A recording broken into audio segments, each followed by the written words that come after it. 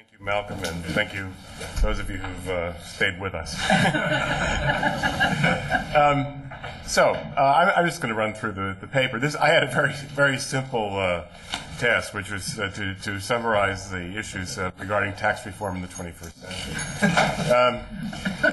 And I tried to anticipate the issues that would be covered at the conference, sort of bring it all together, or at least bring it all together from my unusual perspective. So I consider primarily, I use as a vehicle the choice between income and consumption taxation, because I think that is primarily the choice that we're discussing nowadays. Now, of course, there are different kinds of consumption tax, but the debate, I think the point's been made, that the debate has shifted since, say, 1986. That I think Bob Carroll made this point, that we're not talking about changing the income tax. Some people are, but I mean most of the discussion is about adopting some attributes of consumption taxes. So the outline of the paper is to talk about what we know, don't know, won't know about the choice between income and consumption taxes and where we stand on that. And I spent a lot of time in the paper talking about the attributes of consumption taxes, because another thing I think that we've learned is that, this has come up frequently in the discussion the last 2 days, is that if you just refer to something as a consumption tax, that can gloss over very big differences among different proposals. And then sum up by saying, where are we? Or to paraphrase a key phrase from the Watergate debate, what don't we know, and when will we know it?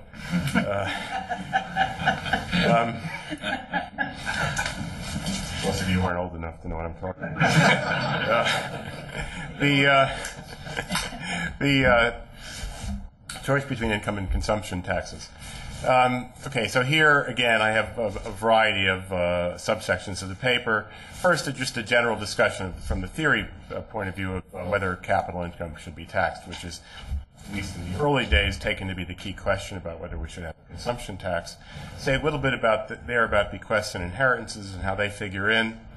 Then talk about the issue, which is sort of a distinct issue, about separating the distortions among assets and liabilities rather than getting rid of the overall capital income tax. And then a little bit about how large the capital income tax wedge really is and how much of a difference it makes. All points that have been received considerable discussion in the literature.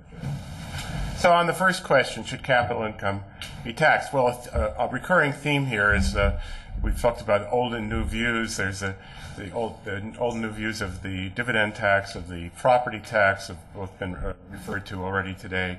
I'll stick to the old rather than traditional description here. The old intuition of whether capital income should be taxed, old meaning, I guess, sort of long, at least a few decades ago, is sort of the theory of second best view. There's lots of distortions, capital income tax distortions. That's one kind of distortion. So it isn't obvious we want to reduce taxes on capital income if that means increasing taxes on labor. As an addendum, capital income is concentrated among higher income individuals. So if we don't have really good efficiency reasons for getting rid of capital income taxes, then we might want to keep this tool for progressive taxation. In response to that, I think there was a pretty strong theoretical attack, has been a pretty strong theoretical attack on the logic of capital income taxation, basically just saying, look, think of capital income taxes as taxes that, through, again, thinking about the life cycle model, are taxing future consumption. If it's future consumption that we're taxing, and we have a capital income tax, then we're taxing future consumption more heavily than current consumption. And then maybe going back to a paper by Marty Feldstein or earlier, you might say, well, for reasonable preferences, maybe that's something you don't want to do. Atkinson and Stiglitz had a key paper which, if you interpreted the consumption goods in their model as being consumption over time, said, even if you're trying to have a redistributive tax system, so not just thinking about efficiency, but thinking about equity as well, you might still not want to tax capital income, because although higher income people may have a lot of capital income, there are other ways of getting at them through a progressive lifetime labor income tax.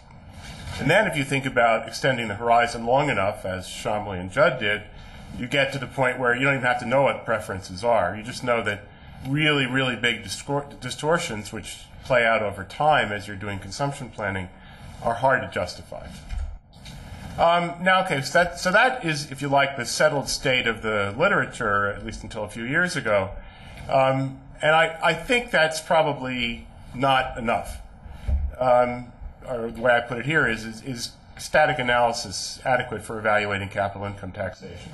Or if you like, is the Atkinson and Stiglitz conceit that, or maybe the Arrow-Dubrook conceit, that different goods are really, the dates, consumption at different dates can be labeled as different goods in a static model. Is that okay? Well, it would be if we did all of our transactions at time zero and then didn't do any others. That's not the way the world works. Everybody's out there re-optimizing. And that brings up a bunch of issues that don't come up in that timeless framework. First of all, there's the issue of dynamic inconsistency, which we've talked about, particularly in the context of the capital levy and consumption tax. We might want to have no capital income taxes and end up having them anyway, because once capital is in place, it's a pretty efficient thing to tax in the short run. And second, there's a more subtle point. I trace it to a paper by Diamond and Murleys in the 70s. It's come up in some recent papers in the optimal dynamic tax literature. I mentioned one by Golisov and authors here, and there are others, which says that we might actually, if we're trying to impose progressive labor income taxes over time, not all at once, and we want to, and we have faced the usual self-selection constraints that come up in optimal income tax models, where we're trying to get high-ability people to work, even though we're taxing them pretty heavily. We don't want them to masquerade as low-ability people. We want them to maintain a lean and hungry look. We don't want them to have too much capital accumulation, because then they'll say, I'm going to Tahiti, and you can, think of me as a low-income person, and I won't work very much, but I don't have to because I have a lot of capital. And what we want is we want to make sure that the only way they can maintain their living standard to which they would like to reach is by actually working, not by relying on saving. And so you actually have a theoretical justification, at least in some models, for having capital income taxes. Of course, we could go the other way and say not only might you want to eliminate capital income taxes, but if you think they're pre-existing distortions, so you don't have an efficient competitive equilibrium. If in particular, if there's markup pricing in all markets, which means where you have intermediate goods, there's sort of a double distortion, then the intermediate goods, namely capital goods, are things where you particularly want to try to undo the distortion, the non-competitive distortion, by having subsidies. So you could even have a capital income subsidy rather than a capital income tax. So that came up in the paper that Ken Judd wrote, basically extending his original model, which came up with zero tax. So to sum up the literature in this area, should capital income be taxed? I think we've moved away from where we traditionally were, thinking that capital income taxation was just another distortion. But we're fuzzy on I think we're still fuzzy on the magnitude. That is what you might say, well, maybe having a zero capital income tax would be good, but then there are things that push even below that, and there are things that push toward having capital income taxes. I guess the way I would summarize it is that almost no one, and here I'm referring to people who thought about it. I'm sure there are a lot of people who haven't, who have alternative opinions, but almost no one thinks of equal taxes on capital income and labor income as a compelling base case. That is, if we once started in the 1960s or whenever, if we once started by saying, well, an income tax is a good tax base, Henry Simons, I don't know. I don't think many people start there anymore. Whether we end up with a consumption tax is not as clear. Now, what role I haven't talked about bequests and inheritances. The bequest motive matter, I guess I distinguish here between thinking about estate and inheritance taxes on the one hand and thinking about consumption taxes versus income taxes on the other. You can certainly say that the bequest motive, or the nature of the bequest motive, or the reason why bequests are left, matters a lot if you're thinking about the distortions of an estate tax. If all the bequests are because of imperfect annuity markets, and it's all unintentional, and nobody cares at all about heirs, or maybe there aren't heirs or intended heirs, then the estate tax looks pretty good. It's an efficient tax, and certainly compared to the taxes that people face during their lifetimes, it sounds like a good thing to do. Obviously, if you have an altruistic family, dynastic family saving for the future, it's going to be a lot more distortionary, and it's going to look like a capital income tax. So you could vary a lot in terms of whether you want or to have the estate tax or inheritance tax or not.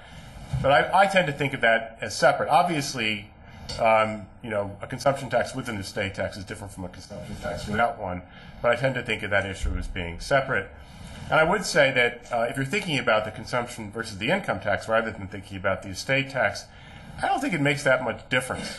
If you've already accepted the life cycle model, which we just heard maybe we shouldn't do, if you've already accepted the life cycle model, whether your horizon is 50 years or infinite number of years doesn't matter that much. I remember Jim had a paper with Larry Summers many years ago making this point, that the amount of additional responsiveness, the differences in wealth effects and other things aren't that big between a 50 or 75-year horizon and an infinite horizon. Now, another point that often comes up in the debate between the evaluation comparison of income and consumption taxes is the inter-asset or distortions or the distinctions in the treatment of assets and liabilities. The case is often made that consumption taxes have additional benefits here other than simply eliminating the overall tax on capital income, because by setting the marginal tax rate on capital income to 0 for all assets, you're eliminating additional sources of distortions, both differences in treatment of assets and liabilities and inter-asset distortions. And an important question to ask is whether we need a consumption tax to accomplish this. So a response might be, gee, we have an income tax with all these distortions, but why don't we just reform the income tax instead of going to a consumption tax? Well, on the one hand, that might you might argue that a consumption tax is needed. One argument would be that, and again, if Larry were here, he would say under a retail sales tax, it's harder to introduce capital subsidies within the context of certain kinds of consumption taxes. Another argument is it's hard to get neutral treatment right under an income tax because you have to measure depreciation. So it's easy if you have expensing. Expensing is very simple. It's 0 tax rate. But once you and it's true for all assets. But once you decide short-lived and long-lived assets should be subject to an income tax, then you've got to start figuring out useful lives, etc. On the other hand, stepping away from getting it exactly right, the most significant inter-asset distortions aren't due to our inability to measure depreciation, economic depreciation. It's because we don't tax owner-occupied. The one big one is that we don't tax owner-occupied housing, and we tax everything else. And owner-occupied housing is a big fraction of the capital stock. And that's not because we have trouble measuring the depreciation rate of housing or anything like that. So we could do that. I mean, another point is there are ways of trying to tax capital income without actually measuring it, which is a point David Bradford and I made in a paper a couple of years ago.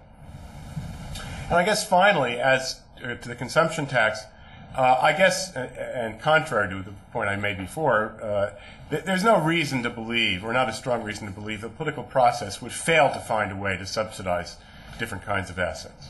So maybe under a retail sales tax we couldn't do it within the retail sales tax. We'd have something else. Maybe we'd actually start doing it on the expenditure side. I don't know, but it doesn't matter. The distortions would be there anyway. I just use 5 easy pieces here, as a way of illustrating that, if you set lobbyists to work, you can come up with some pretty good distortions. Next point. How big is the capital income tax wedge? Another point, another issue that's been received a lot of attention in the literature. Well, big. It's big if you look at the marginal product of capital, look at the NIPA returns to capital, figure out, what capital's share of income is, apply some marginal tax rate to it, and say that's the capital income tax wedge. On the other hand, it's a lot smaller if you look at the risk-free rate of return, which in real terms is it's hard to get it up above 1 to 3%. And so if you impose a comparable marginal tax rate on that, it seems pretty small. And this is a point that's come up in the theoretical literature. I did some simulations for another paper I've just written, considering the transition to a wage tax versus a consumption tax for a low rate of return rather than for the high rates of return that we typically consider in simulation models of the kind Larry and I have done, and also that John and George discussed in their paper earlier today. And the question is, what would happen? I mean, think for example, of what would happen if the rate of return gets very, very low, close to zero. Well, then we know, if you're thinking about moving from an income tax to a wage tax, the difference has to vanish.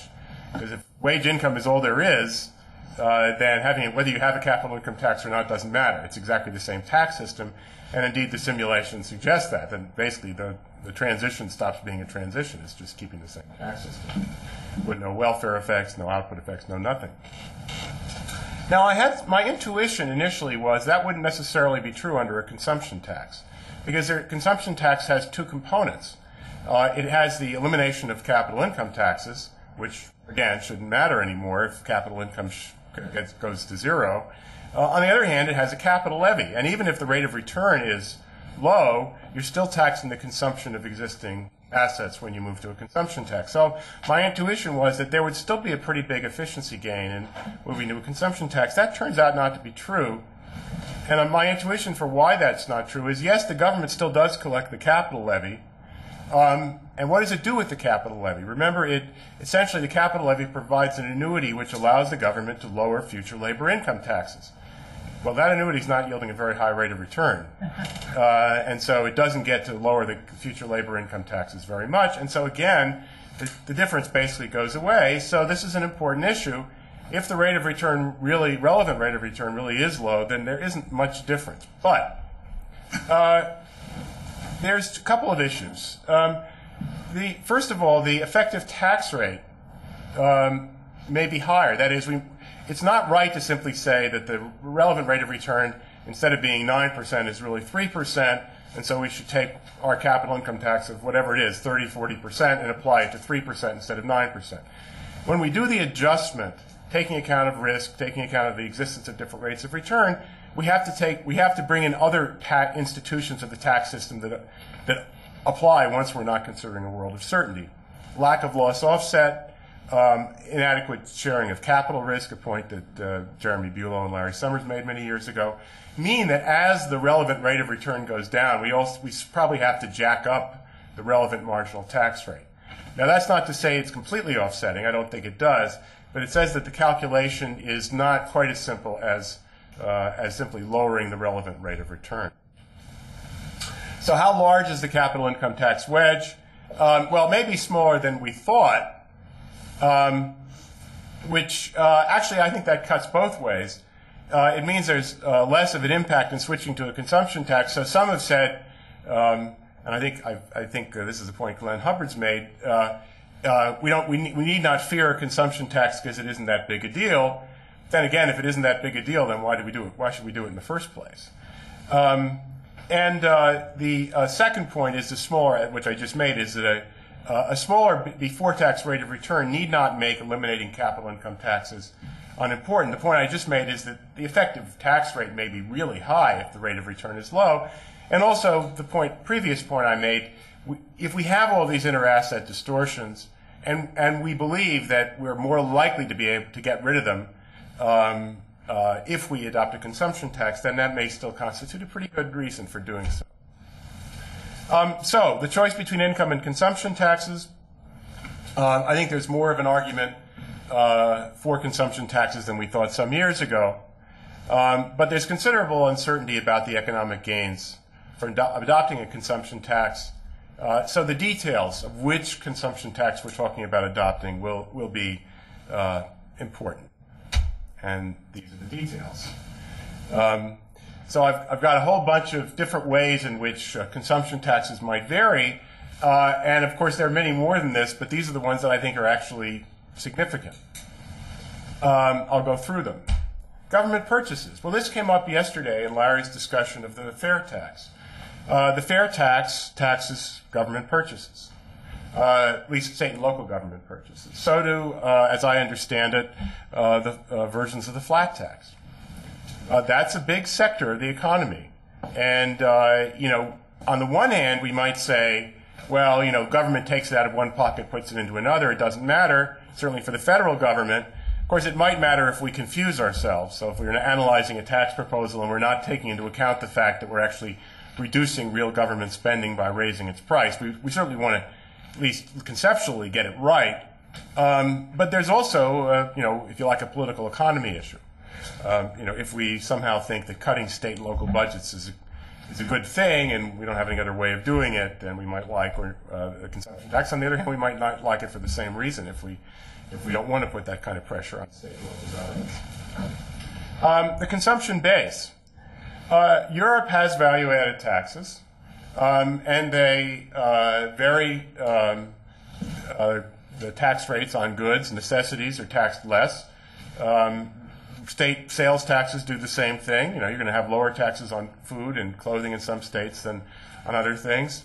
Well, this is something we know. Speaking of the conference's theme, the known and unknown and unknowable, what we know is this is a bad idea. We know that this is not the way to accomplish progressivity.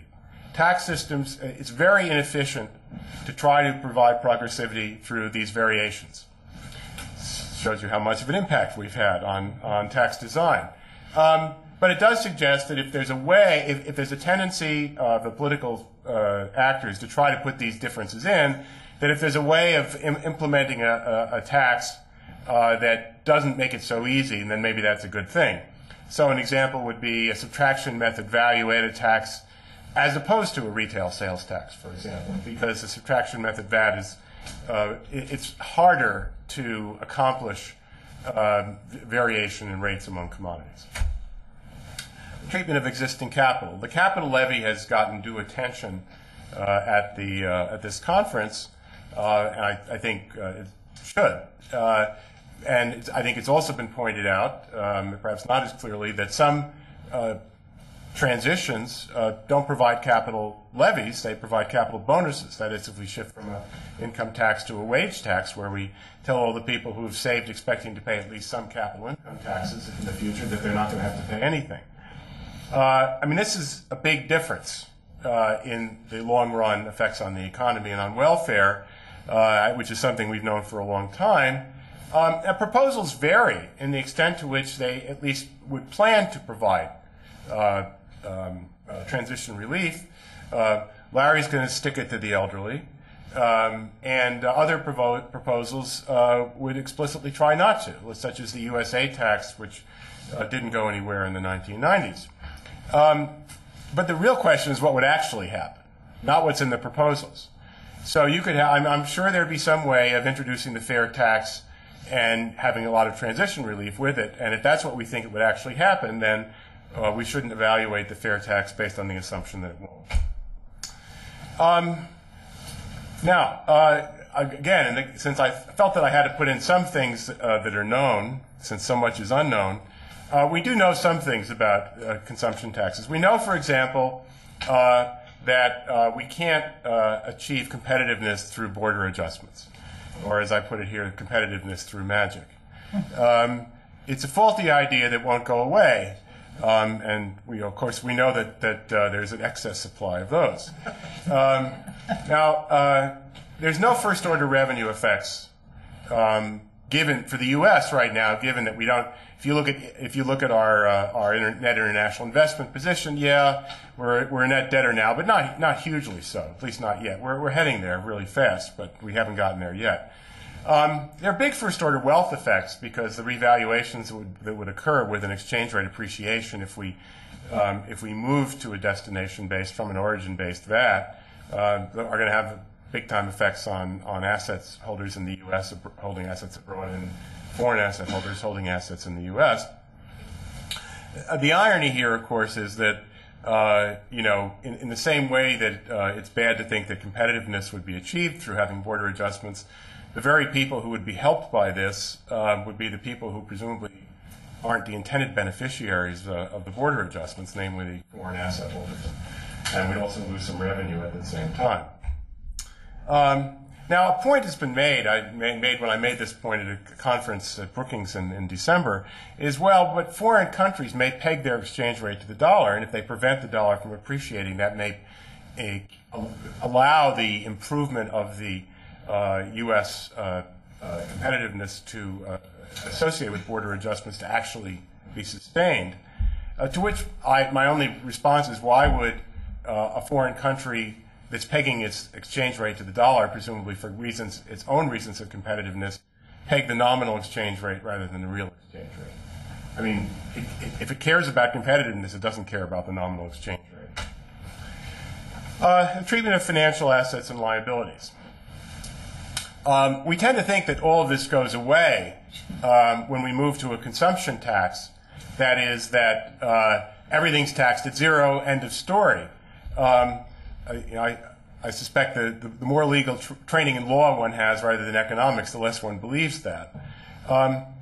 Consumption taxes get rid of some of the problems here, but they don't get rid of all of them. And I used in the paper, that, a little bit simplified here, the terminology from the Mead Committee report, where it said you can think of the transactions, capital transactions that go on, as being broken down into three categories: real transactions, financial transactions, and if you add the two things together from the firm's point of view, you get the transactions between the firm and its shareholders.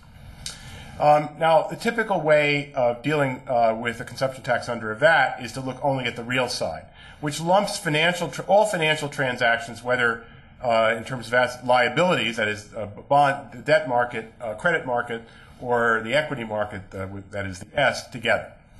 Now that gives you a problem, for example, a well-known problem in the coordinated pricing of integrated companies. So the GM-GMAC problem. GM will underprice its cars and overprice its loans, and it'll pay lower taxes as a result. And then there is this point that came up yesterday, what to do about the financial sector. If you're taxing real transactions, there aren't any real transactions in the financial sector. They're making their money on the spread. And that would just disappear from the tax base if you leave financial transactions out. On the other hand, you can try to do what the Mead Committee called an R plus F base. That is, include financial transactions along with real transactions, which in particular would say keep the interest deduction and keep a tax on interest income, but then take borrowing into the tax base and to give a deduction for lending in the same way that you do with real assets. That works okay on the asset side. That would get rid of the GM-GMAC problem, but then it introduces another problem, which is it gives you a distinction between debt and equity. And again, in the same way that you might have a GMAC problem if you have an R base, if you have individuals who are holding both the debt and equity in a company, you could get problems if you lump F with R instead of F with S. The basic problem is F's got to be put somewhere, and wherever it's put, there's going to be a problem on the other side. The timing of tax payments. So we've had much discussion of the distinction between the Roth and the traditional IRA. Shouldn't matter if the tax rate is zero. It's just a question of when you collect the tax. Why should it matter? Well, because of budget tricks, using a 10-year budget window and somehow managing to ignore the revenue cost outside, or just illusion, it's the government version of hyperbolic discounting. And then the real problem of changing tax rates over time. Now, you could maintain timing under a consumption tax. There's already been reference to David Bradford's idea that you could carry basis, give basically a deduction for basis with interest. So to time the payments under a consumption tax, instead of getting expensing right away, get it as the income accrues. That would get rid of the problem of tax rates changing over time. But of course, that would also get rid of one of the real advantages of consumption tax, which is not having to measure income. Individual versus business taxation. Now, some differences are cosmetic. For example, when John and George were talking about asset value changes, whether you'd actually see them in the market would depend on where the tax was assessed. That is, if you have a business level tax, then you're going to actually see these revaluations occurring. If the tax is an individual consumption tax, you won't. Because I pay the consumption tax. For example, if I have an IRA, the value of my IRA will be lower because I have to pay a tax when I take the money out. That doesn't show up, when I get my statement from Fidelity, it doesn't say, you're going to have to pay a tax so your IRA is worth less. Now that's a cosmetic difference. That's not a real difference, but, it could become real if people get confused about it. There are differences that are real between having a business tax and having an individual tax in terms of what we can do with a consumption tax. Obviously, it's a lot more difficult to have a progressive consumption tax at the business level than at the individual level. That's why the flat tax and the X tax shift the wage tax to individuals rather than keeping it at the business level. Also, you could have real differences once nominal rigidities are entering in. Then, of course, statutory incidents can matter because if wages are rigid, for example, it's going to matter who's given responsibility for paying the tax on wages. Okay, this is faulty ideas that won't go away, Mark II.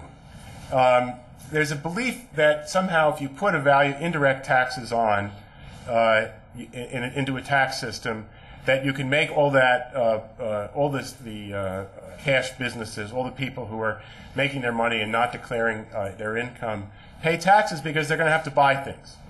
So the drug dealer or the carpenter who's doing a cash business, it doesn't have to be an illegal enterprise, goes to the store and buys things, and now that we have a retail sales tax or a value-added tax, he has to pay for the things he buys, and so we're getting him there even though we're not getting on his income. And here I think there's just a failure, sort of big failure to understand the fact that you can think of the national income accounts as being on the product side or on the income side, and they got to be the same. So the point is the drug dealer is going to pay tax. You can say the drug dealer is going to pay taxes on his purchases, but the drug dealer is not going to. Nobody's going to pay taxes on the drug dealer's sales. So unless you think that somehow a retail sales tax is going to get drug dealers to comply with the tax system, then I don't think this is going to make much of a difference. There are real differences. So leaving aside the sort of misconceptions, I mean, one of the things that's true, what is known is identities are known, but identities are not known to every participant in the tax policy process, and so that's one of the problems here. That said, there obviously are differences among different kinds of consumption tax in terms of administrability and our ease of enforcement. There are one of the issues that comes up in discussion of a retail sales tax is whether it could be enforced as easily as a value-added tax. So there could be big differences between those two taxes, even if, in terms of some national income violation of the national income identity, we thought we could collect more revenue. Hybrid tax system as a partial consumption tax. Now, there are frequently misleading references to the fact that since we have some provisions of an income tax and some provisions of a consumption tax, the tax system's effects are sort of some combination of the two. Like having a capital income tax rate that's effectively half as big because we have a variety of tax-sheltered vehicles. Looking at it from standard economic analysis, that doesn't make a lot of sense, because you have, under our current system, all kinds of arbitrage possibilities that Ed was just talking about that you wouldn't have if, for example, you cut the income tax rates in half and implemented a value-added tax. That would be a different system than what we have now. And so you really need to ask whether we could do better than the current system, or perhaps more appropriately, could we do worse? And this is where behavioral economics comes in. Now, Ed used me as an example of someone who has a view that it could help. I say in the I just sort of go through in the paper, not so much that I believe that it would help, but just how it might change the way we think about these things. For example, revisiting the issue of whether capital income should be taxed, it depends on why we don't save enough as it is. The Bernheim and Rangel paper, for example, which is a very nice survey of behavioral public finance, basically points out that depending on the kind of departure from rational behavior, sort of standard rational behavior we observe, you could end up with wanting to subsidize saving because we don't get enough of it, even below a zero tax rate, or you could end up wanting to tax it because the states of the world in which we get income are states of the world in which you want to take money away from people. It's very hard to test the differences between alternative explanations for a departure from rationality, and so it's hard to know what the implication is. Should we care about the timing of taxes as under a Roth IRA versus a traditional IRA? From the taxpayer's point of view, again, normally we shouldn't. They just look and see what the present value of taxes is. But if they're myopic and they think that getting that tax deduction on April 15th is really cool, then maybe that's a good thing. But as I've learned from discussing this issue with Ed, you really have to think a little bit more about what the nature of the myopia is. Is a broad incentive to save better than having separate accounts for retirement the way we do now? I mean, we've got accounts for education, housing, medical care, and the direction in which we're moving is, having all these different accounts. The key question here is whether mental accounts help people save. Whether having saving for retirement, saving for medical care, saving for education, which from a standard point of view, leaving aside issues of arbitrage, doesn't make any sense because it restricts people's ability to optimize. But if we think that somehow it helps them save, then maybe that, and in the end that's what they want to do, then maybe it's a good thing. The default options, I think, is one thing we've learned from the recent literature actually does make a difference. That is, making people tell you they don't want money in a 401k account has a big impact on the amount of saving they actually do. Tax progressivity. Is it possible to tax those at the very top with a consumption tax? I think this is one of the big concerns that opponents of a consumption tax have. They know that rates can be progressive, they just don't think they can get progressive enough. Some simulations that I did which in the paper that's been called AAKSW suggest yes. At least in our paper we found that if you looked on a lifetime basis, the X tax ended up pretty much hitting giving you the same proportional gains to people in the top 2% and the bottom 2% of the lifetime income distribution. Now you might say, well, maybe the top 2%, maybe it's the top half of 1% that we care about, and I don't know what the answer is there. Maybe not. And I guess I would say that this is true on a life cycle if you're looking at a life cycle basis, even if you have bequests, at least we found in our model. And the reason was that individuals, because you end up taxing the value of assets that I leave, I basically bear the tax even if I effectively bear a consumption tax, even if it's bequeathed to my heirs. I guess the question here I have is, what are we uneasy about? I think this is something there's a lot of concern individuals have about the ability of consumption taxes to hit people at the top, and I think it's a conversation that we need to have in terms of figuring out exactly what it is that the concern is about. So to conclude with my variation on the theme of the conference, what don't we know, and maybe it should be when won't we know it, but there's lots of time left. The good news is there's lots of time left in the 21st century. And we heard today from Bob Carroll that the Treasury is working through the tax reform panel's recommendations, and I think we can be confident that by the end of the 21st century they'll have finished. We know some of the things that consumption taxes can't do.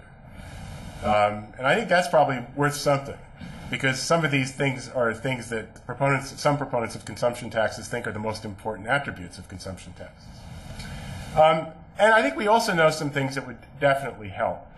That is, there are various improvements we can make, both in terms of what kind of consumption tax to have, as well as improvements in the income tax that would move us in the right direction. We know various distortions we can get rid of without sacrificing progressivity of the tax system. Of course, we know them, but we haven't done them. And if we can adopt them, then the question is why we should think that massive reform of the kind that we've described in our theoretical and simulation analyses, why we should think that those reforms are possible. And I guess the thing I would leave you with is that when thinking about major changes or minor changes in the tax system, we would do well to remember the Hippocratic Oath. Thank you. All right. It's been a long time since I've taught public finance. If I were still doing it, this paper would be on my reading list, both for its content and its remarkably broad reading list of bibliography. I think it's a really wonderful teaching tool. The organizers of this conference asked, is it time for fundamental tax reform? I read Alan as saying, not yet. At least if the term fundamental implies replacement of the current system with a consumption tax. Furthermore, if action is to be based on clear evidence, not yet may mean not for a very long time. True to the canons of journal article authors and grant applicants, Alan says more research is needed to make the case for fundamental tax reform. A lot of research, ranging in difficulty from very hard to nearly impossible. And I want to emphasize Alan's chosen title, Tax Reform in the 21st Century. Between now and the 22nd century, there's a lot of research to be done, but there's also a lengthy menu of quite desirable and urgent modifications in the current tax system that awaits us. Well, let's start with the standard model of rational decision makers operating in a world of frictionless capital markets. Whether the welfare gain from changing the taxation of riskless gains is large or small depends, as Alan emphasized, on the size of the riskless return. Some say that return is small, as little as 0.5% a year. Others say it's larger, 2 to 3 percentage points a year. But no one that I know says that it's the full long-run real return of 6 to 8%. If the riskless return is at the bottom end of that range, the efficiency gains are probably pretty small. The choices made regarding transition rules, again as Alan emphasized, are likely to have larger welfare effects than will changes in the treatment of the riskless return. Fully taxing consumption from old capital, that is, expropriating tax bases, is that rara avis of public finance, a lump sum tax that distorts nothing and therefore raises welfare by supplanting distortionary taxes.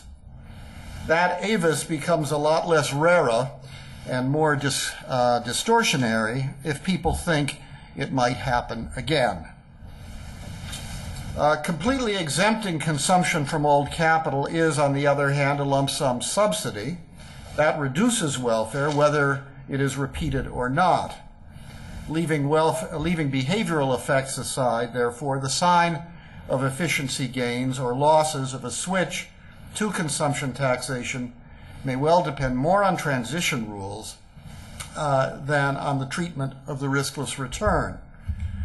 Were the legislators who enact the consumption tax ever in the future to go even a little bit wobbly on transition rules, a welfare loss from the swap is, I think, entirely possible. So what about behavioral effects?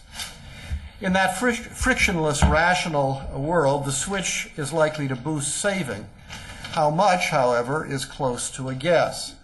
And it's not hard to imagine that if the riskless return is as low as some consumption tax advocates argue, and if elasticities of saving with respect to the interest rate are small, the change in consumption may be very small. Behavior may respond differently from that assumed in the standard model. For example, Alan notes that sheltered savings vehicles may no longer make sense in a consumption tax world, and if Congress does away with them, and if defaults matter, then the shift to consumption taxation could easily lower saving rather than raise it. Well, how about simplification? The complexity of the current income tax derives from two broad sets of considerations. For most taxpayers, the greatest concern is the proliferation of deductions, credits, allowances, and exclusions. It's they that increase the demand for filing cabinets, promote sales of computer software, and make tax preparation services a growth industry. It is they that enable Congress to influence private behavior and resource allocation without adding to government employment or public expenditures. The key point here is that the motivation for many of these provisions has little or nothing to do with the decision to tax or not to tax capital income. If one wants to promote home ownership, historic preservation, hybrid cars, research and development outlays, charitable gifts, or the purchase of fishing tackle, without hiring government employees or raising appropriations, all one needs is a personal tax, not a personal income tax.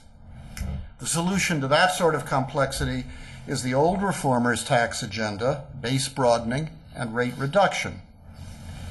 Well, Congress implemented much of that agenda in 1986. It has, alas, spent the last 2 decades atoning for that good deed. What to do now is pretty clear. Why replacement of the income tax with a consumption tax will increase congressional and executive willingness to do it is not so clear. The second source of complexity, the one that directly matters little to most filers but a lot to economists, lawyers, and accountants, relates to the difficulties of measuring capital income. A switch to a tax that does not tax capital income from one that does would seem to hold out a lot of promise for avoiding the problems associated with measurement of capital income, at least once one has gotten by the transition period. Now, the meaning of the word transition has been folded, spindled, and mutilated of late. In the context of Social Security reform, for example, transition refers to a period longer than the life expectancy of anyone in this room. It is relief, if relief is given under a tax switch to owners of old capital, transition rules would require 2 systems to operate in parallel, possibly for quite a long time. Transitions are complicated. Even if the new system, in the end, is simpler than the old, it's far from clear that there will be net simplification in sort of discounted present value terms. But would the new system be simpler? Maybe, but maybe not, according to what I think is a really excellent paper co-authored by Joe Bankman and Mike Schler, prepared for a recent conference on capital income taxation, organized jointly by the Urban Institute and the Brookings Institution. As Bankman and Schler pointed out, a consumption tax of any variety, of course, is still open to fraud. Opportunities still exist to shift income from taxable to exempt filers. Misstatement of prices in related party transactions can still significantly influence cumulative tax burdens. If investment is expensed, one either tolerates large tax rebates, which may be politically hard to imagine, or one has to carry forward losses with interest, and that arrangement certainly is not simple. Transactions between filers with profits and others with losses will give ample opportunity to change the timing or the amount of tax.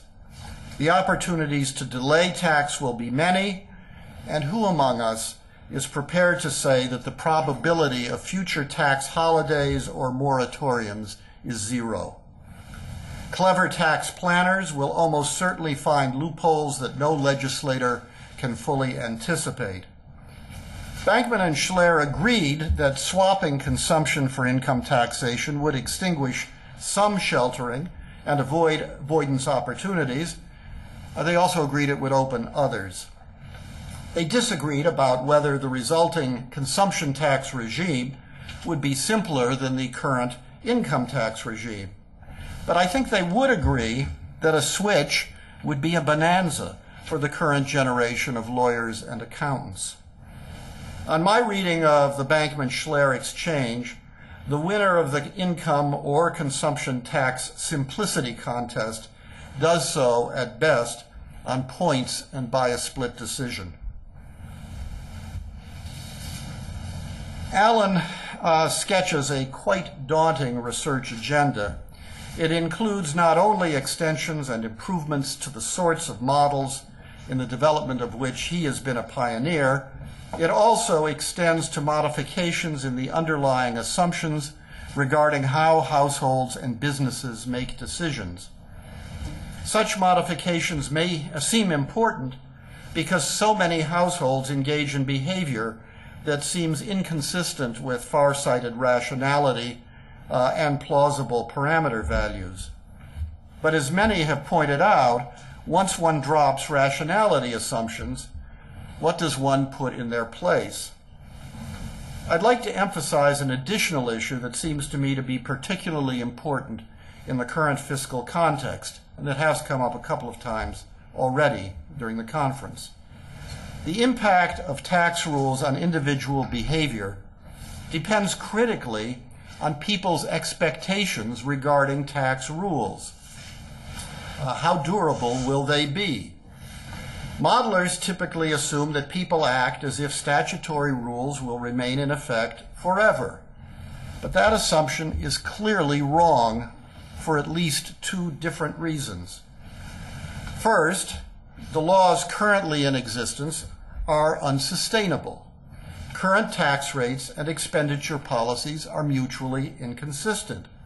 Either or both must eventually change. If people are as smart and as far-sighted as standard models postulate, the rational actors must build such changes into their plans. But which changes? The number of ways that expenditure and tax policies can be changed to make them mutually consistent is infinite. I know of no plausible theory and no empirical research to guide expectations on how inconsistent policies will be reconciled. Models that postulate constant policies are unlikely accurately to represent the behavior of fully rational people who know that policies must change. If people are, on the other hand, not as smart or as far-sighted as standard models assume, then one should presumably model actual decision processes to approximate actual behavioral responses.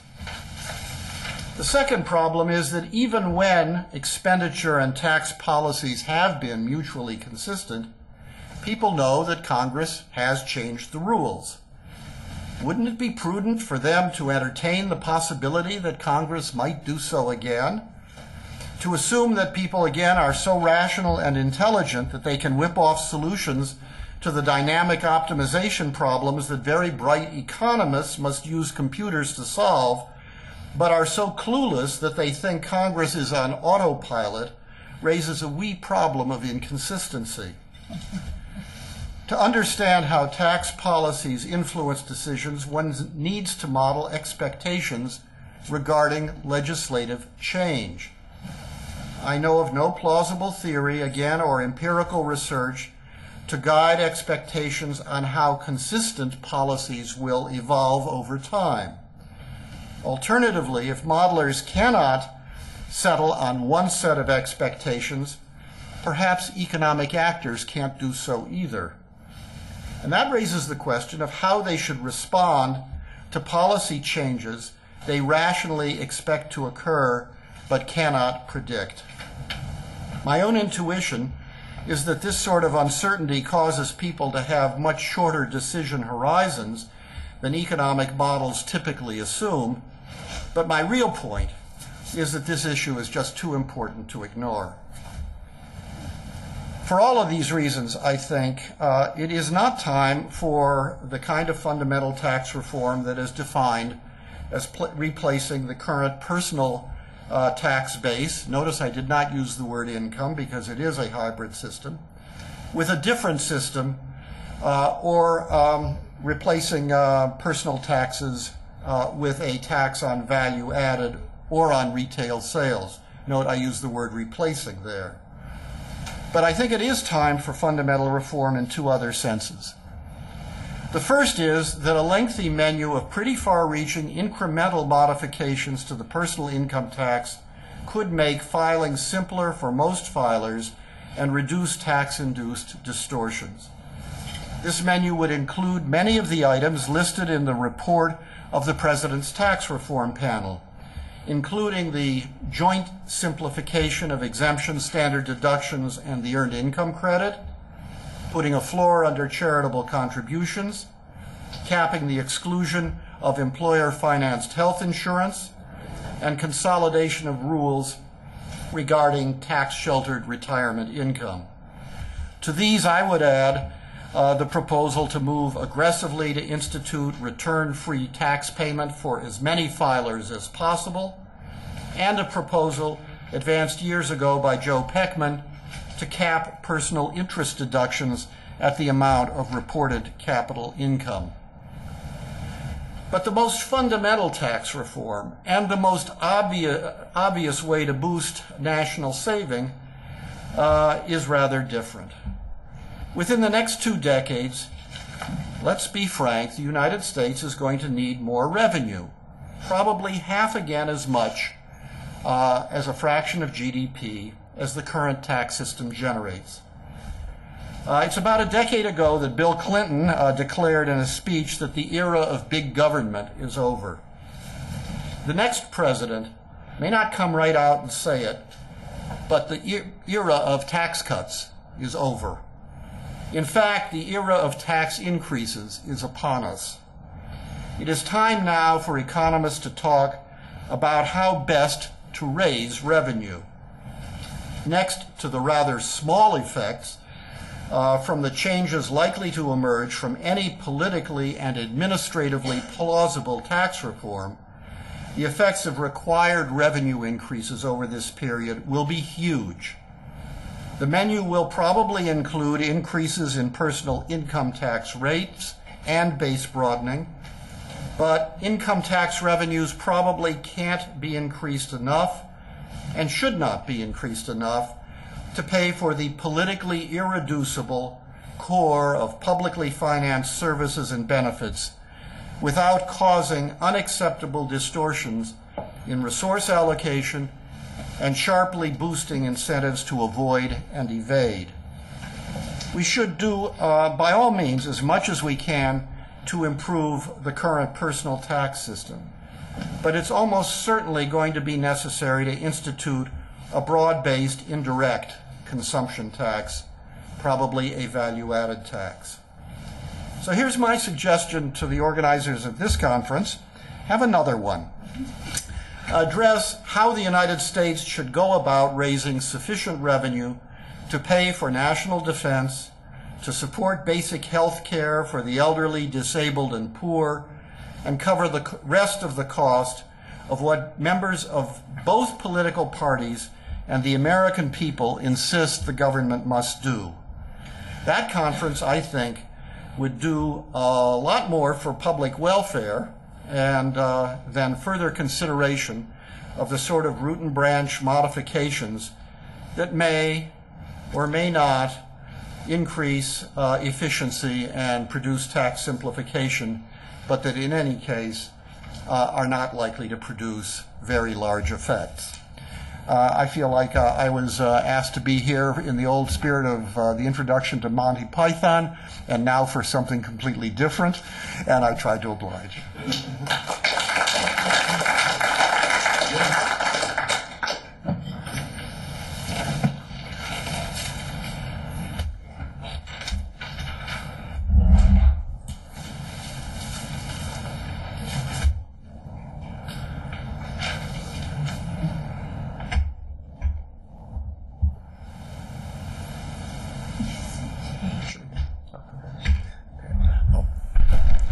After Henry's apocalyptic look at the future of fiscal policy in America, it's hard to return to the substance of the paper and to talk about Alan's magnificent and sweeping summary of what we know and what we might know about consumption taxation.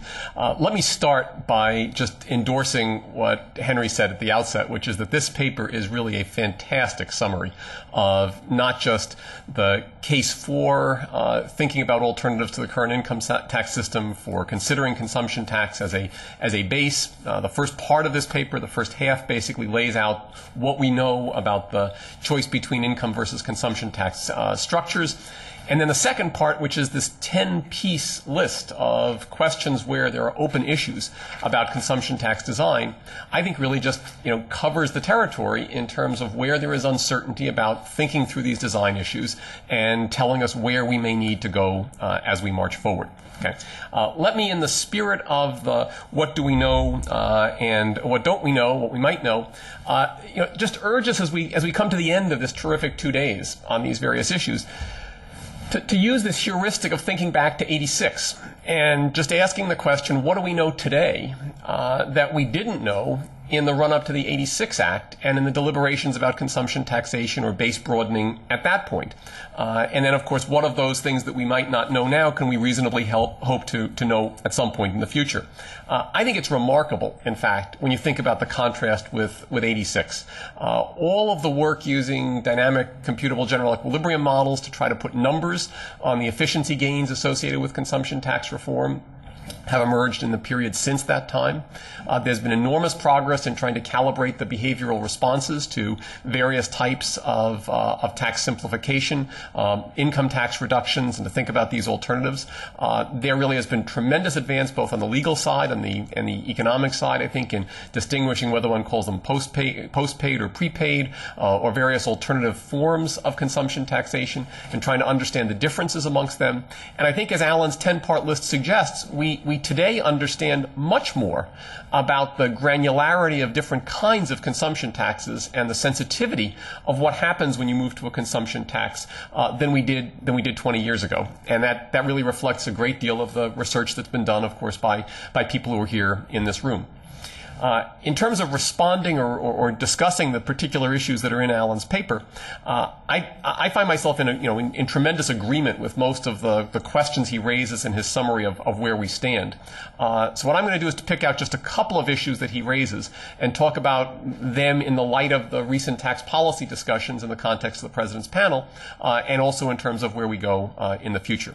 On the theory, right, the part about the how do we evaluate the case for consumption tax versus income tax, and how do we try to think about the size of the efficiency costs.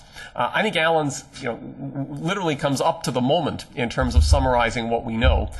He closes that section by talking about some of this work by Golosov and Savinsky and Kochulakota, which is just beginning to circulate. It's a research literature at the intersection between Minnesota macro and traditional public finance, and there's some crossover back and forth there. But it's essentially taking the Merlesian framework for optimal tax, which is a static model in which there's uncertainty and there's heterogeneity in skills, but where we can think about really only wage taxation, and it's pushing out to have a dynamic version of that where there now are multiple periods, people can save from one period to the next, and now you have a much more, a richer policy space to think about because you can use capital taxes to change the way people move from period to period.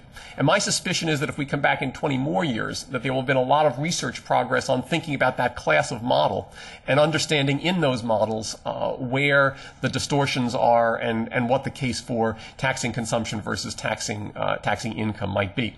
Whether those models can ultimately deliver the kind of answers to the policy questions that will come up in practical tax policy making, I think, will be an open question, precisely because their degree of abstraction may be high enough that it's hard to get concrete. But I think that's a natural direction in which research will move forward.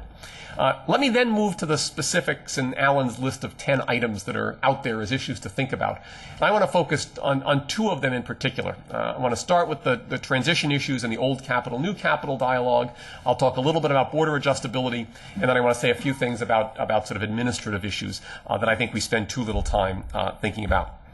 Okay, and this just says a little bit on the two parts of Alan's paper. The tax treatment of old capital and the critical role here. And of course, this is an area where Alan and his various collaborators have really just contributed to what we understand today and didn't even very recently. I put up a quotation from Alan's paper just because I think it is so important in summarizing the central nature of the tax treatment of the old capital. Right? And the key part here is that the efficiency gains from just eliminating the intertemporal distortion, okay, are not large enough that they call the day in terms of whether you want a consumption tax versus an income tax. And you can give away enough with the transition relief on the old assets that you can swamp the gains going forward from having moved to a consumption tax base. Okay, so I think that insight is absolutely central for trying to think about what you do when you're considering fundamental tax reform, because it tells you that the standard argument that some people make, which is, well, let's go with a long transition, let's take care of the old assets, but try to get to some place where we ultimately want to be in 20 or 30 years. That argument may not be right. Because you can give enough away in the short run that by the same logic that we are using to justify the efficiency enhancement in the steady state, the present discounted value of what you get turns out to be negative, not positive. And it means that there has to be a tremendous amount of focus on what you're doing to the old assets as you begin to move forward. Now, once we sort of recognize that point and recognize that the different tax systems or different tax reforms will have different consequences for the old capital, it means that in some sense our research agenda and our thought process should focus a lot on understanding the ways in which we can get some of the efficiency gains associated with the tax treatment on old capital. Okay? Now, is this possible? Okay, well, it's happened occasionally in the past. If one replays the tape to TRA 86, there were certainly provisions in TRA 86 which had the effect of raising the tax burden on old capital. Things like the restrictions on passive losses, the phasing out of some kind of shelter arrangements, the increase in the capital gains tax rate at that point. All of those things had the effect, at least in part, of raising the tax burden on the old assets. Now, of course, they were never shown in a Treasury document that showed tax on old capital versus tax on new capital, but they were built into a rather complicated set of provisions that were there. Okay, and some of the pundits involved in that process have even told me that they're not sure to this day whether the people who were losing at that time understood completely that they were going to lose as a result of some of the provisions that were put in place. The expansion of the K Street organization since that time makes me skeptical that one could do it again if it really happened that time without them being aware of it. What about owner-occupied housing? There have been changes in some countries that have, in fact, raised the tax burden on owner-occupied housing. In the UK, for example, where mortgage interest is no longer deductible, there was once deductible mortgage interest, and there was a gradual phase-out of that, which took place over the course of a several-decade period in various steps. Now, if one thinks, well, maybe that gives us hope that we could go after housing in some way, we all know that the fundamental problem in the housing area is not so much the mortgage interest deduction, but it's the non-taxation of imputed rent. If you think about how we would tax imputed rent in practice, it's probably by doing something kind of like a property tax type assessment that would just take the value of your house and assign an imputation number that would tell you how much income you had as a result of owning that house. Well, that smacks of a wealth tax, which many people don't like. It also is something which the European nations that used to have those types of imputation structures on their owner-occupied housing have moved away from over the course of the last few decades. So that I think gives you a little pause as to whether one can try to go after the old capital by this route. Okay, it may be, as Larry Kotlikoff enunciated yesterday, that if one makes large changes and shifts the system away from the current income tax structure to something completely different, that makes it easier to avoid giving the relief to the existing assets. That one can simply say, we no longer have depreciation allowances, and therefore you don't get to claim that anymore because we have a different tax system, relative to saying we're going to maintain something that looks like the income tax structure, and we're going to disallow depreciation allowances on old assets, or we're going to disallow the interest deductions on old debt. That, I think, becomes extremely difficult as one goes forward. Ultimately, I think the debate about what we do with respect to old capital, it brings us right back to fundamental public finance trade-offs between equity and efficiency. And here the equity issue is a fairness one about intertemporal transactions that people have undertaken. Very early in the process of the tax policy of the tax reform panel's deliberations, after I had sort of tried to make a mental list of things that I really hoped would happen in this process, one of which was that we wouldn't end up with 5 easy pieces, for example, as the reform proposal, and we managed to avoid that. But I thought that explaining this point about the importance of how one handled the old capital, new capital was very important, and I, in my best economist ways, explained to the non-economists that it was really important to remember that if you could stick it to the old capital, that was a really good thing because you got a lot of efficiency gains if you could do that. Well, the people in the room looked at me as though I descended from Mars. That the notion that it was a plus to be able to eliminate all the depreciation allowances for someone who just built a 30-year property apartment building and did it last year and take all those depreciation allowances away, or that to someone who had a debt-financed power plant that they basically just set up, that announcing that they could no longer deduct their interest on that asset, which would of course mean they would be bankrupt tomorrow, was a plus and not a minus, was viewed as very, very quirky in the way these economists thought about tax reform. So what I thought of as efficiency gain was thought as massive economic dislocation by many of the other participants in this process. And it made me realize that it is not nearly as easy to get these kind of easy efficiency gains by taxing the old assets that we sort of talk about as we work through all of this. Okay. Let me shift then to border adjustment. Harvey Rosen, in his time in Washington, said that he had never met anyone who didn't have a PhD in economics who did not believe that border adjustment would be helpful for promoting competitiveness of the United States. And Dan, who I guess doesn't have a PhD in economics, is raising his hand, but we'll count you as an honorary PhD in economist for this purpose. So the question that raises, of course, is why? Now, the imperialistic economics answer, of course, is because they just don't get it. Right? They don't understand that there are these fundamental general equilibrium issues, that the exchange rate will move. We understand it, they don't, and we've got it right, and we just have to persevere in trying to persuade them.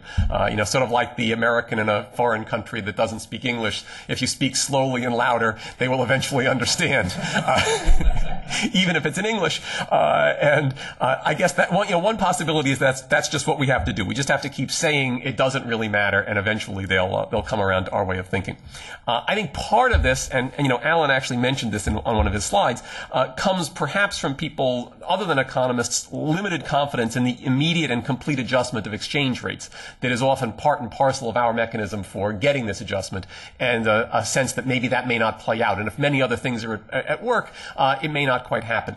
Okay, there's of course the final possibility. And I think we have to raise the prospect that maybe we've missed part of the analysis and that there's something more subtle going on here that we are not capturing. And in fact, I think that one can rather easily make the case that there would be some real consequences of moving to a border-adjusted systems like a value-added tax. The question is, are they big or are they small? We know that as long as the consumption tax base includes everything, that a border-adjusted, an origin basis and a destination-based consumption tax have to be the same. Okay? But we also know that there are real effects when there are untaxed goods under the consumption tax, such as non-tradable services. We also know that there are real effects when the consumption tax, like a VAT, replaces a non-consumption tax, like a corporate income tax. And if that VAT comes along with border adjustability, it may well be that the net swap of the sort of corporation income tax for a VAT with border adjustability will come along with real effects. So I think that perhaps it's just that the folks who think these things matter are a little confused about exactly where the line of demarcation that we want to draw is. Jane says no, and she's probably as usual right. Now, one can on this particular subject, one can turn to the unlikely team of Feldstein and Krugman, who do in fact have a 1989 paper that's in an NBER conference volume that talks about the international trade effects of moving to a border-adjusted VAT, and explain basically that because the VAT, if the VAT exempts, as it does in many European countries, a number of the non-tradables such as housing and other services, that what you will end up with the VAT doing is it's going to raise the tax burden on tradables. And then in equilibrium, if you raise the tax burden on tradables, you're going to end up getting less exports in equilibrium because the tradables and the non-trade and the exports and the imports have to ultimately balance in present discounted value. Okay, so you get this possible negative effect on exports that comes from all along this. There is an unknowable here, which is whether various kinds of border-adjusted, consumption taxes could be made to satisfy GATT and other issues like that. We know the simple answer, which is that the current treaty obligations the U.S. is committed to, in many cases, tell us that we would simply not be able to do the kind of border adjustment in some of the fancier consumption taxes we would like to consider. And I think that's my segue to the last point I want to raise, and this concerns administration issues and implementation of some of these things. Some of you may remember that when Larry Summers was I can't remember what he was when he gave the Ely lecture at the American Economic Association, he talked about one of the key differences between being an academic and being a Washington policymaker. He said that when you're an academic and you come across a problem that's hard, you don't know the answer to it, you can work on it for a while, but then when you don't make any headway, you can decide I'll go work on a different thing, and I'll work on a different paper, and I'll write something different. But if you're a policymaker and Mexico's collapsing, it's a hard problem, and you're not sure what to quite do. You can't say, well, I'm going to go work on England tomorrow. You got to do it on Mexico, and you got to do it now. Okay. Well, I think that on a somewhat lesser scale, the same set of issues arises when you think about doing some of these tax reform problems, because one of the issues that came up again and again in the process of the panel deliberations on consumption tax alternatives was a demand for answers to questions where a lot of the academic discussion has kind of surfed along at 30,000 feet and said, well, there are a couple of things you could do here, but we're not quite sure which one would work. And I think it was George who earlier alluded to the fact that you could see this on financial services in the ultimate report, which said, you got the R plus F, you've got the R base. Neither of them is perfect. There are problems both places, so we'll leave it up to legislators to decide. I mean, that was a complete cop-out, right? It was because we didn't really feel that we had the time or the expertise to sort through all of this. And maybe there's no perfect answer, but it would be better in some sense if we had a good answer to where we would most like to go in all this. Okay, I actually came away from this process with a great respect for the legal scholarship on consumption versus income taxation, because in many cases, I think it focuses more on specific transactions, and it raises questions that the economists have often been comfortable to just leave aside. So when you say, well, let's think about going to R plus F, the legal analysis immediately raises the question, what do you do with a financial institution that has only F income? And if they have only F income, how will they be taxed under this? Or what do you do with a lease? Or, if you're going to do just R and you're not going to tax financial income, what do you do if an electric utility sells all its power production forward in the futures market? And it basically gets back a bunch of futures today. Do you tax the income when it's sold the thing in the derivatives market? Do you tax it in the future when it delivers the electricity? In the future, it's just a financial services firm that's trading futures, and how do you do these things? Okay, well, there are a whole lot of questions like that: leases, derivatives contracts, multinationals that can operate in different tax regimes in different places, and on all of these things, it seems to me we need to know more about how this works. Okay. A lot of the non-economists in this process would say, when the economists would talk about how we might do something like try to do a particular border adjustment or think about the comparison between a retail sales tax and a value-added tax, well, what countries have tried this and how did it work there? And we were very short on examples of specific kinds of policy that had been used in particular places where you could draw inferences for what would work, with a notable exception of the VAT. Right, where the IMF will tell you how to do it and how they've done it in 125 other countries and how you can implement this. And in some sense, I think what is striking about the discussions of the X tax or the consumed income tax is how short we are of just the kind of practical implementation advice for which the IMF is long when they want to talk about VAT implementation. The IMF will tell you what you're supposed to do on each of these hard questions and give you the places that have tried it in the past and how it worked. Whereas we're very short on people who've tried it, of course, because no one has quite tried these things. And we even don't speak with one mind on the question of how to think through some of these complexities and where to ultimately end up. So I came away thinking that we needed a longer, sort of history of some of the kinds of reforms that have been tried. And in fact, in Jim and Tom's paper, one of the comments on one of the questions, I think someone said, the Mariel boat lift experience on immigration isn't going to persuade anyone. What you need are the structural models associated with, what happens to wages and things.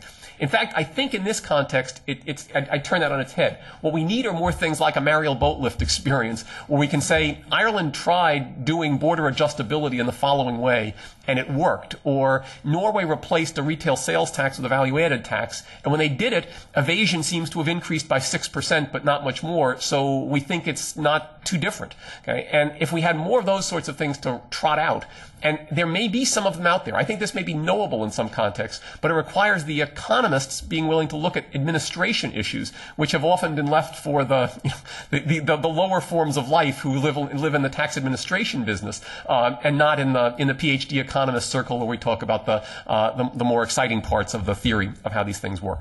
But I think that's a really important part to go go forward. This just, of course, adds to some of the things that Alan has on his list of all the things that we need to think about going forward. I've tried to put some of these things up on a slide. I mean, we have very few turnkey prototypes for anything except the VAT. Lots of design issues here. Some of the things we need to think about, macro effects, the stability issues. Many people would like to have a system that didn't change all the time. Well, does a retail sales tax give you more stability than an income tax? That's something we could study, but I don't think we've quite done it so far. Rates of evasion, even things like monetary policy reactions. What do we know about how central banks respond to tax reforms? It'd be very good to know more about all those sorts of things. I'm going to close by coming back and agreeing with Henry, at least in part, by saying that after being the last of the speakers on this list, which is included now, I think upwards of 30 people in various contexts, I think we have to do one thing. We have to thank John and George for a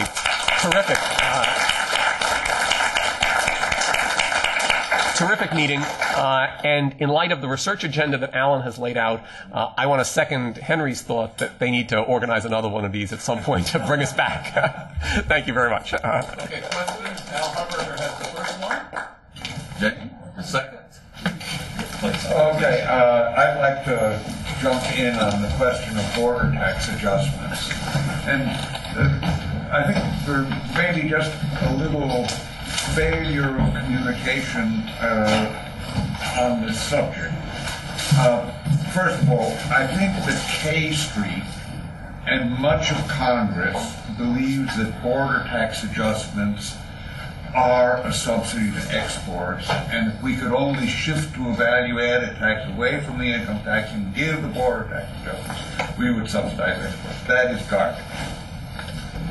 I believe that GATT and WTO believe that border tax adjustments are neutral. I believe that what they say is we use a production base to impose a tax on consumption. And in order to do this, we have to untax what we send out and tax what we bring in. I believe that that is 100% correct.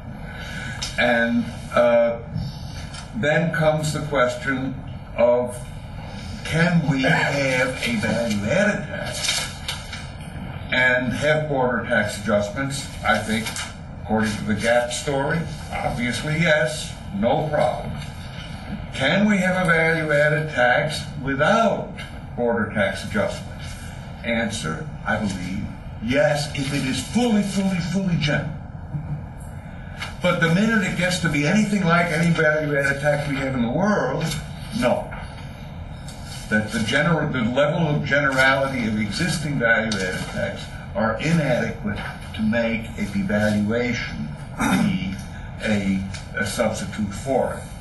And just one final word on what I take the Feldstein-Krugman thing. I don't quite get. I 100% believe, in fact, Glenn Jenkins and I worked on the value-added taxes in Argentina and Uruguay, and we found that an average rate of value-added tax on tradables was 20%, and the average rate was 5% on non-tradables. So the idea that there is a heavy tax burden on tradables, differentially, I think is clear. But this tax burden on tradables is going to be remitted on export. So the idea that that tax burden burdens exports, what it does is curtail consumption of those tradables and make more available for export because they are untaxed. So I think that they made a mistake in thinking, I mean, it is correct to say that the consumption of tradables is more heavily burdened by typical value-added taxes in the world. It is incorrect to say that this implies a heavier tax and an imposition against exports. It's promotion of exports that's involved in that. So let me just say one sentence of clarification, but not defense necessarily. Their argument, as I understand it, is that in the consumption basket for the domestic consumer, that tradables become more expensive relative to non-tradables. Therefore, there's less demand for imports, and that if one thinks that through in the X minus M equals 0 steady state, that must mean that we export less as well because we're importing less. I think that's yes, but I think if you focus in the rebatement of It's the not, value added. yeah, that model, it's not a dynamic model, it's it's a reduction in the size of the traded sector. That's right. It's a pure static. If I could just add to Jim's and Al's qualifications about it's certainly true that if you, I mean, I think what people on K Street or other places may be thinking about is, this is Jim's point about lack of general equilibrium analysis. If you had border adjustments for one good, if you had a bunch of traded goods and you had a border adjustment for one good, that would help exports of that good. Because obviously the exchange rate can't adjust to a border adjustment in one market because it's going to be a blend. The adjustment will reflect a blend. Also, if for some reason you thought that the tax was temporary, if you had a temporary border adjustment, that's going to lead to intertemporal shifts in exports. And again, you could have a surge in exports if you said, this is a one-time only border adjustment. Now, I'm not saying that's what people think, but there are scenarios under which border adjustments could matter. But nevertheless, I think it's just first order of misunderstanding that causes the problem. Jane, James, and George. There's one issue that I think would be very important in Washington that's been pretty noticeably missing from this conference, and I think it's something we need to do research on. It's about distributional analysis. That will be a very important issue. If you take Jim's proposal, the tax proposal, and allocate the burden the way they did, it's going to look very different from how it would look if you allocated it according to consumption. You have this whole issue of, looking at the fact that consumption rises relative to income rather dramatically as income changes. Lynn and I made an attempt to try to deal with this, and I guess it would be fair to say we feel there's a great deal more of research needed. But one of the problems we ran into is that we realized there were three different kinds of, say, poor people. There's poor people who will always be poor. There's poor people who are poor because they're young, and there's poor people who are poor because they've got adverse circumstances. To sort those people out, to understand what we see in the data and how we map that into this kind of people, and moreover to think about whether it's a good idea. For example, if you lose your job, is this really a good idea to move from an income to a consumption tax in terms of your short-run budget constraints? I really think that I don't really lie awake at night wondering if we're going to adopt a consumption tax. I'll tell you that, just like I don't worry about paying off the debt and the problems that will occur from that. But if you really want to think about discussing this, I think those issues of how the distributional questions are going to be perhaps probably more important than the welfare gains. So I think that's something we need more of. I think it's a tough one. Let me make it a little tougher. I think you need at least, leaving aside the issue of different kinds of poor people, I think you need a two-dimensional distributional analysis.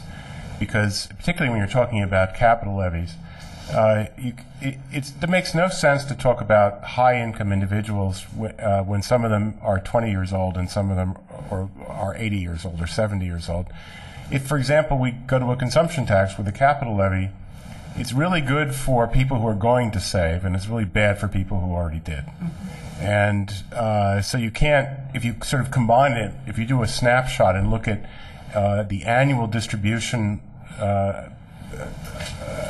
of tax payments by income class, leaving aside issues of mobility, lifetime mobility among different income classes, you're going to completely miss the fact that there are big, big differences, if you like, horizontal inequities within income classes according to cohort as well as other circumstances.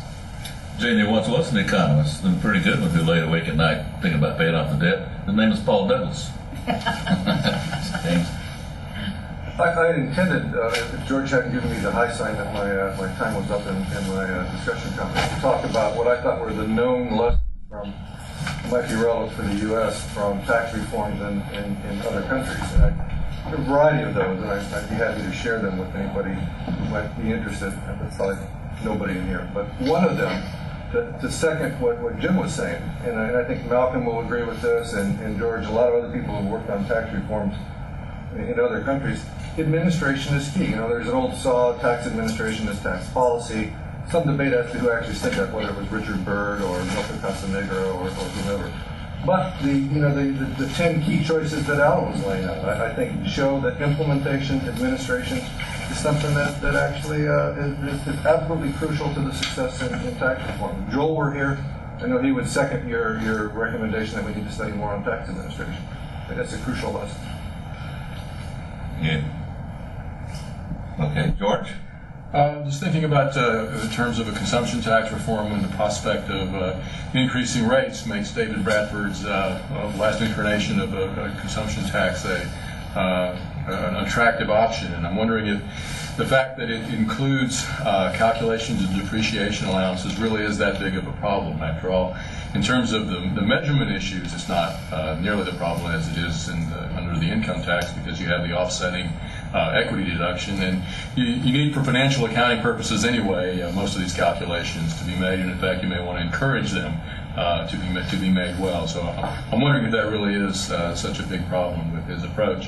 The second question I have is that there's a series of papers by Rosa and Gervais that argue that within the context of the Arbeck-Gottlieb model, because you don't have separability, the optimal approach really is one that has age-conditioned wage taxes. If those are not possible, then you might want to use as a proxy a capital income tax. And in fact, their simulations suggest that the optimal capital tax is maybe a quarter, a third, a half, more like a quarter or a third of the income tax rate, which starts looking a bit like the tax reform panel's approach, not to mention the dual income taxes that are used around the world. The Swiss panel has similar proposal that they made about the same time as the tax panel. Is there anything there we should be looking at?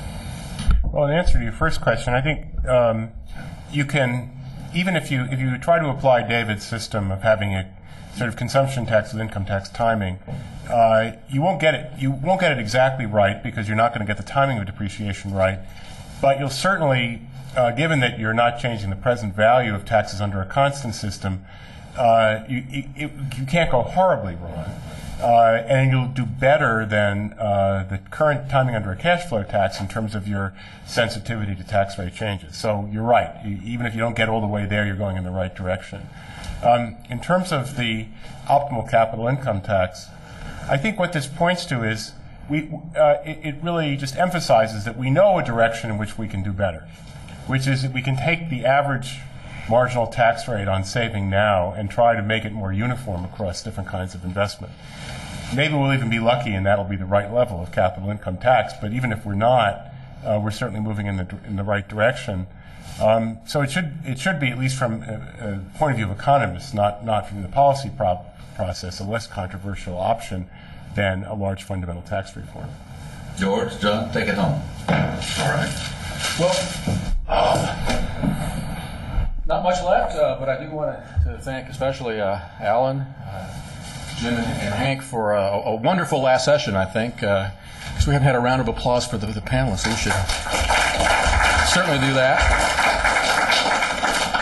And just a few words in closing. I would like to thank the Sloan Foundation for its generous financing of this conference. Also, Andrews Kurth and Ernst & Young, and especially our longtime friend Tom Newbig for helping to finance the wonderful dinner with Secretary Baker yesterday. I'd also like to thank the Baker Institute here for hosting the conference, for supporting our tax policy program, and its staff. Their tireless efforts were really instrumental in making everything run as smoothly as it did, and especially want to thank Ryan Kirksky, Melissa Llewellyn, Katie Hamilton, Molly Hip, Calvin Avery, Fabian Saltz, and Sonia Dmitrievich, as well as Damian Falcon for their work. And finally, I'd just like to thank the participants, without whose expertise, wisdom, and good humor, I don't think the conference could have been the rousing success that it was. After all, the future of fundamental tax reform may be unknown and indeed unknowable, but assuming that you all submit your paper revisions in a timely fashion, the benefits of this conference in advancing the course of tax reform will soon be very well known. Thank you very much.